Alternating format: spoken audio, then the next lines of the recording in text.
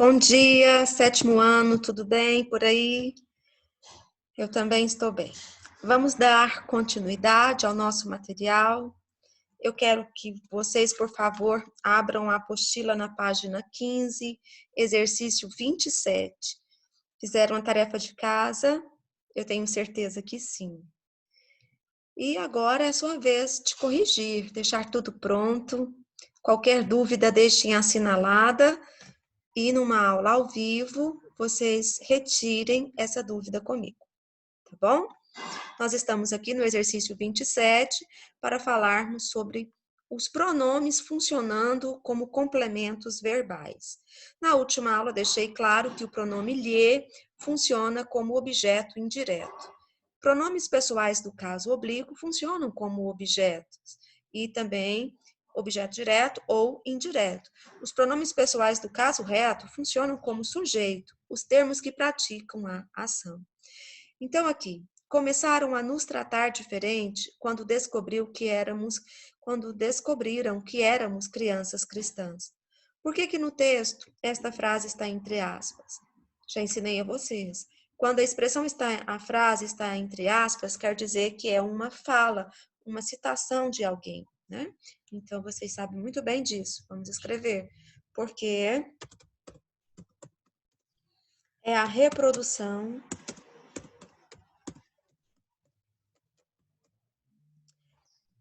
a reprodução do depoimento fala de uma das crianças da Síria.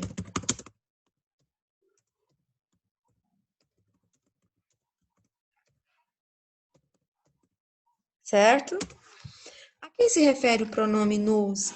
Começaram a nos tratar diferente. Nós não estamos falando da família? Começaram a nos tratar diferente. Tratar diferente quem? Deixa eu só achar aqui para vocês, né? Só para vocês entenderem aqui o texto que a gente já leu. Os irmãos, tá. Uhum. Começaram a nos tratar de modo diferente, quando descobriram que éramos cristãos. Quem éramos diferentes? Toda essa família aqui, né? Zain, Assad, Warda, Sheza, Sanzi, os pais, assim? Então, esse nu se refere a esse tanto de gente. Vou até aproveitar aqui, ó. Olha a tia espertinha, ó.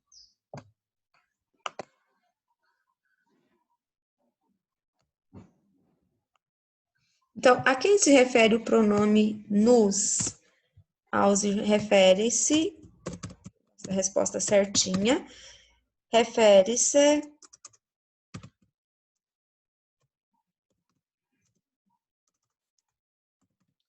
aos irmãos Zain, Assad, Warda, Sheza, Shanzi e aos pais.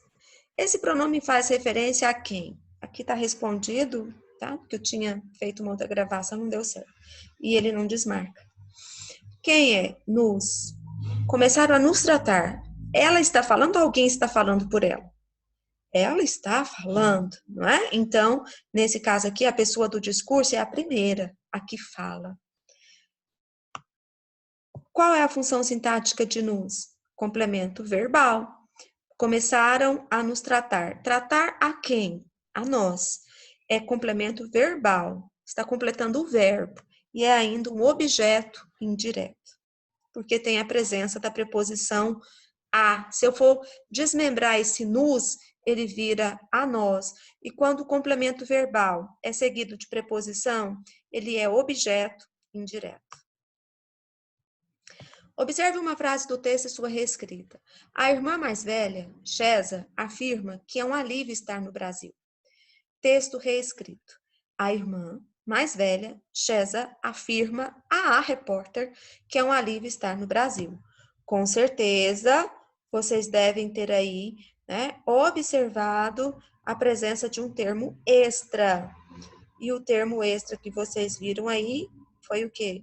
A repórter, certo? Então, qual é o sujeito de ambas as frases? Quem afirma? A irmã mais velha. Quem afirma? A irmã mais velha. César é um aposto, é uma explicação que não entra no sujeito. Qual é o sujeito de ambas as frases? Em ambas as frases, o sujeito é, abram aspas, a irmã mais velha. Tudo bem? Qual é a informação acrescentada na segunda? A repórter.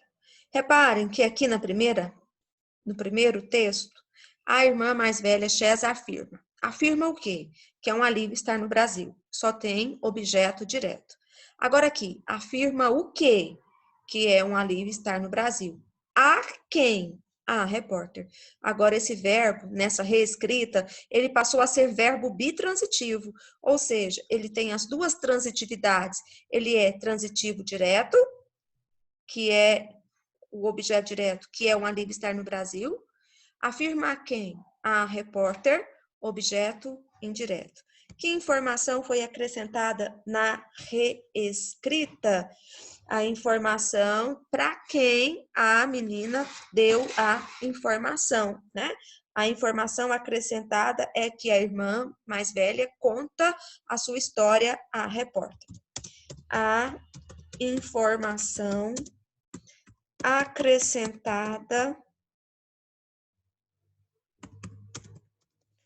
foi que a irmã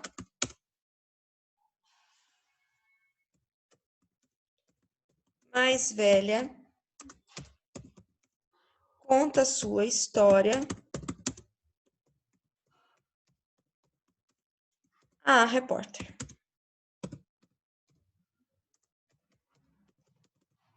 Tudo bem? Todo mundo viu nitidamente, né? A repórter. E esse termo funciona como objeto indireto, já falei para vocês. Afirma o quê? Que é um alívio estar no Brasil. Afirma a quem? A repórter. A repórter tem a presença da preposição, é um objeto preposicionado e o objeto que tem preposição é o objeto indireto. E a gente sabe, né, que as preposições mais usadas, aqui, a, de, com, para, em. Então, é complemento, e se você quiser até colocar aqui, ó, objeto indireto. Reescreva esse trecho trocando a repórter por um dos pronomes presentes do quadro a seguir. A repórter afirmou a ela. O pronome que substitui a ele, a ela, é o lhe. Então, afirma-lhe, tá bom? Que é um alívio estar no Brasil. Trocando o repórter por um desses pronomes, colocamos o lhe. Leiam comigo aqui. Pronomes pessoais oblíquos. São pronomes pessoais que ocupam a posição de um complemento do verbo. Que flores lindas, você as trouxe para mim? Eu não posso falar, você trouxe elas para eu? Elas e eu é pronome pessoal do caso reto. Os pronomes que substituem os complementos verbais são os oblíquos. Me, mim, comigo, te, ti, contigo, o, a, lhe, se, si, consigo, nos, conosco, vos, convosco, certo? Então, você as trouxe para mim? Continuando aqui. O pronome que você inseriu no texto mantém a mesma função sintática do termo a repórter? Sim. A repórter é objeto indireto, só que está escrito a repórter. Quando eu substituo o termo por um pronome equivalente, eu só estou mudando o jeito de escrever, mas a classificação continua a mesma. Quer ver um exemplo com pronome pessoal do caso reto? O homem fez promessas. Quem fez promessas? O homem. O homem é o sujeito. Se eu substituir por ele fez promessas, esse ele não continua tendo a mesma função que o homem, que é sujeito? Então, se a gente trocar os termos por um pronome que tem, né, só a função de substituir, ele não muda a análise sintática. Ele continua sendo sujeito. Eu só mudei de palavras para pronomes. Então, a informação acrescentada aqui, o pronome que você inseriu mantém a mesma função sintática? Sim. A substituição de um termo por um pronome equivalente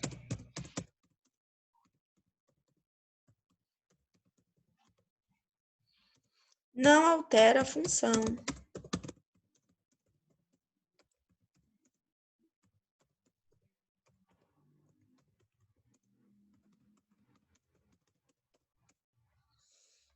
Vou te arrumar aqui para você ver melhorzinho, ó. Sim, mantém.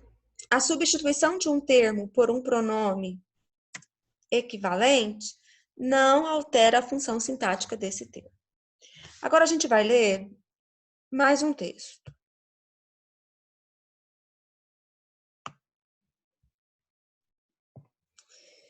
E depois fazermos, né, mais uma reportagem, depois fazermos a interpretação. Eu vou fazer com vocês hoje, né, até a correção da página 17. Vamos comigo.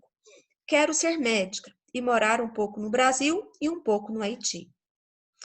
Em uma igreja no bairro da Moca, encontramos Raquel Beth Edmond, de 9 anos, acompanhando seu pai. A menina é da família haitiana, mas nasceu na República Dominicana e veio com a mãe em 2011 para o Brasil. O pai tinha chegado um ano depois que o terremoto devastou o país. Ela falava espanhol e crioulo quando chegou aqui.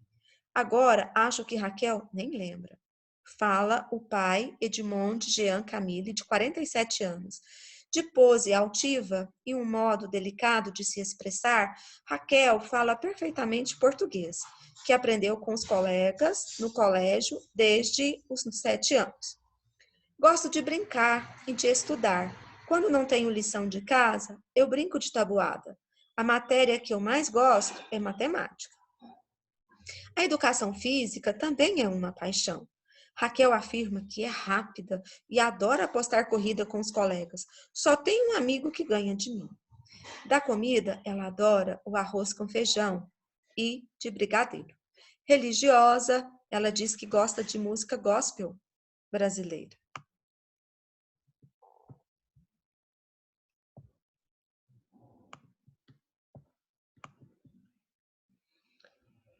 Para o Dia das Crianças, diz que ainda não pediu nada, mas se pedisse, seria uma boneca. Não tenho nenhuma, diz. Eu gosto muito de passear no parque também, mas minha mãe nunca tem tempo. Mas quando é dia de alguma coisa, normalmente nos levam para algum passeio aqui na igreja. De seus desejos para o futuro, depois de alguns segundos de silêncio, ela levanta o rosto e diz: quero ser médica e morar um pouco no Brasil e um pouco no Haiti. Isso é Deus que vai decidir, disse o pai, olhando para ela. Esse texto é da Gabriela de Bella, é da Gui Christie, O Brasil pelos olhos de 9 crianças refugiadas que vivem em São Paulo. Então vamos lá, continuando aqui. A ideia de imprecisão é construída de diversas formas em um texto. Para saber mais sobre isso, realize as atividades a seguintes. E eu já vou adiantando. Imprecisão. Eu tenho 2 classes gramaticais que têm palavras que indicam imprecisão. É o artigo indefinido, quando eu falo um lápis sumiu, eu não sei que lápis foi, eu sei que foi um lápis sumiu. É diferente de falar o lápis sumiu. E o pronome e os pronomes indefinidos. Muitas pessoas. Quantas? Ah, não sei. Muitas pessoas. Alguns alunos estavam presentes.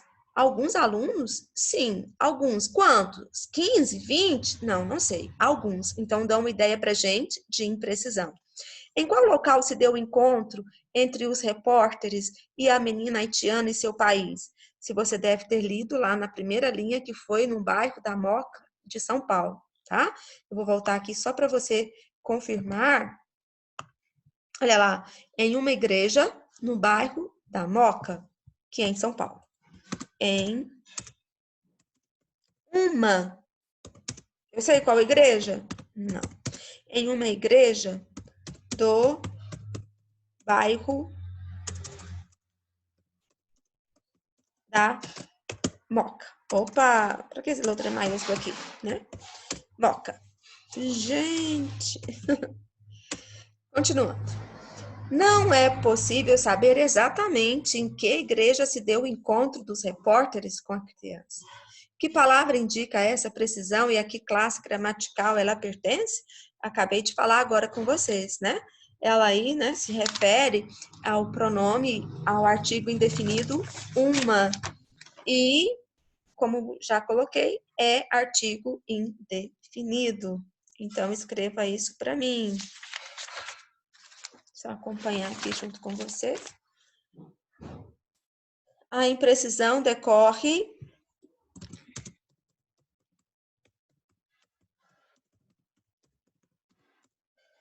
do emprego do artigo indefinido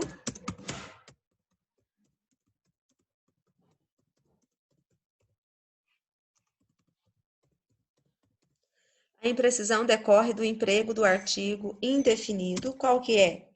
Uma. Antes do substantivo igreja.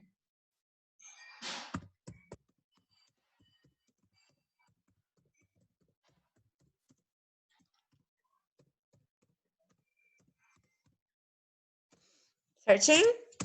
A imprecisão decorre do emprego do artigo indefinido uma antes do substantivo igreja.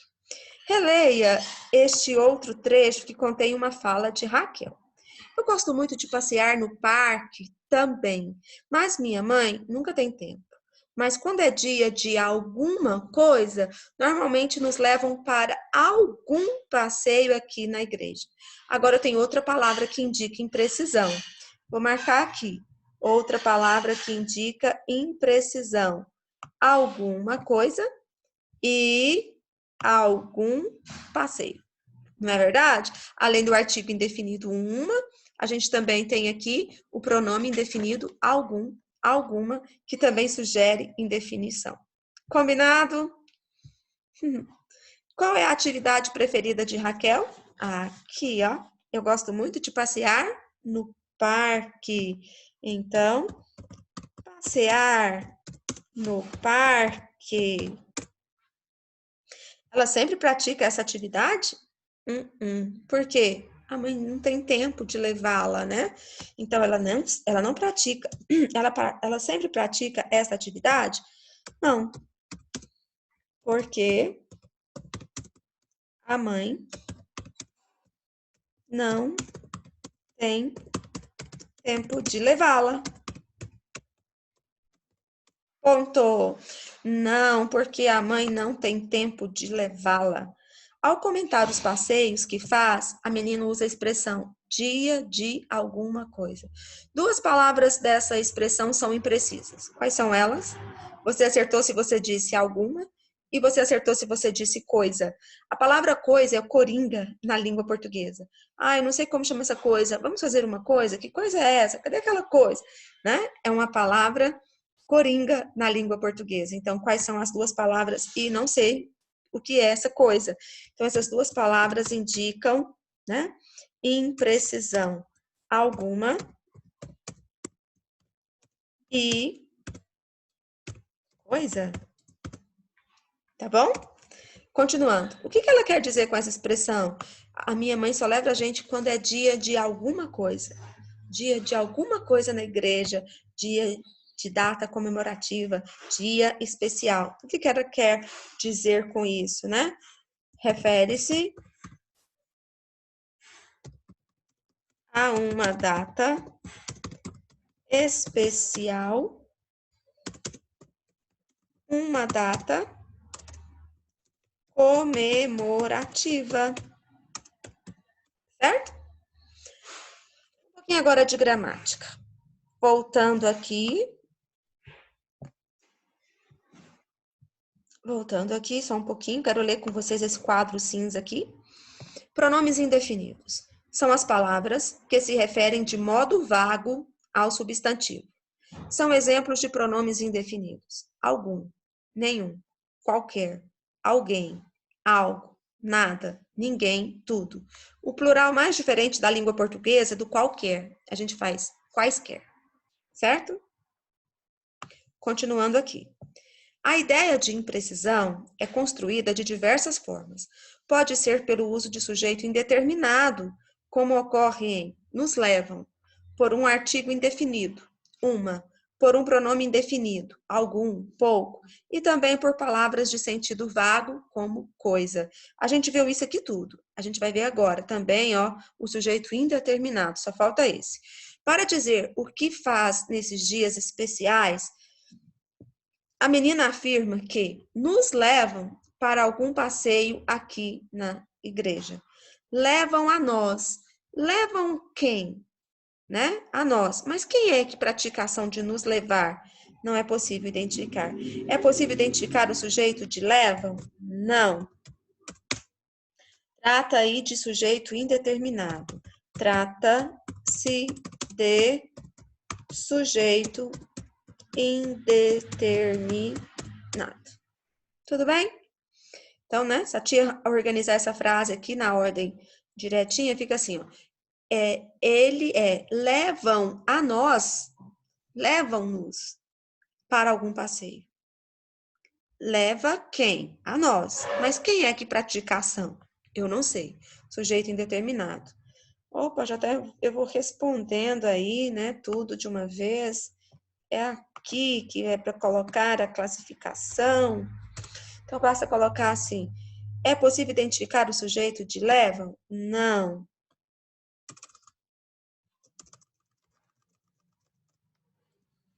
Porque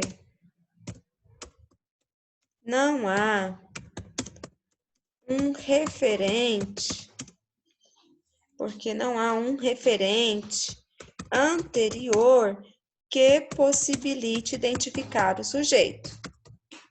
Possibilite identificar o sujeito, certo?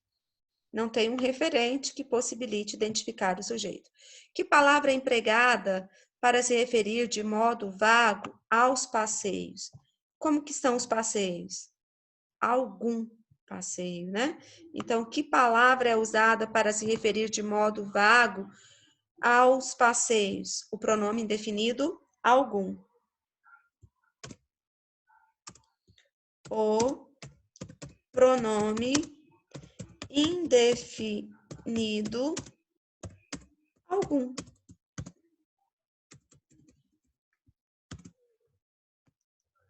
Agora, copie do último parágrafo do texto as palavras e expressões que se referem de modo vago ao tempo. Vamos lá? Agora, ao tempo, no último parágrafo. Eu gosto muito de passear no parque. No último parágrafo, desculpa. Último parágrafo aqui. De seus desejos para o futuro, depois de alguns segundos, ó, isso aqui é um tempo, alguns segundos de silêncio, ela levanta o rosto e diz: quero ser médica e morar um pouco no Brasil e um pouco no Haiti, né? Então, depois de alguns silêncios, depois de alguns segundos de silêncio, ela levanta o rosto e isso daí. E quero morar um pouco, é uma expressão de tempo.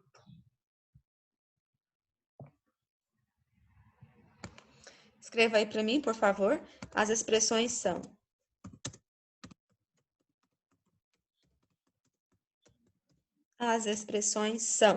abram aspas, alguns segundos, fechem aspas, e, abram aspas, um pouco, fechem aspas. E aí? Tudo certinho? Tudo corrigido? Olha aí, ó. Se você ainda não teve tempo de corrigir, ficou um pouco rápido, ó, a tia vai parar um pouquinho, você pode tirar print. Você pode fotografar. O importante é que você não fique sem resolver a tarefa. Vamos recapitular?